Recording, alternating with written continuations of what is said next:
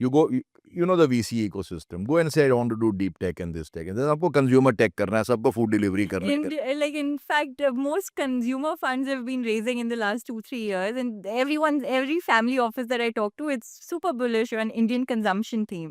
But then we are completely missing out on the deep tech, quantum computing, all those. Because those are such long dated and very uncertain payoffs that nobody wants to take the risk. Yeah. Who will take the risk? Look at the history of India.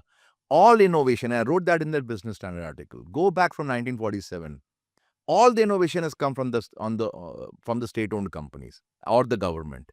Same with America, the DARPAs and the NASAs, and the other sort of the universities. All of it state-funded, or only indirectly public, private funding, because only the government has this capacity to fund long-dated, big, moonshot ideas. Yeah.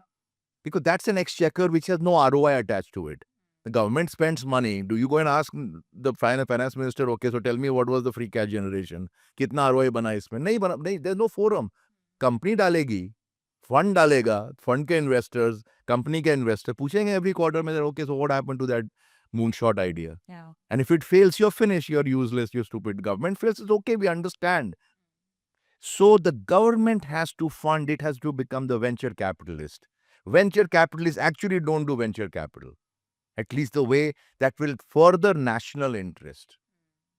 China, look at all these companies, all have had Huawei. Look at the support they got from the government in the beginning.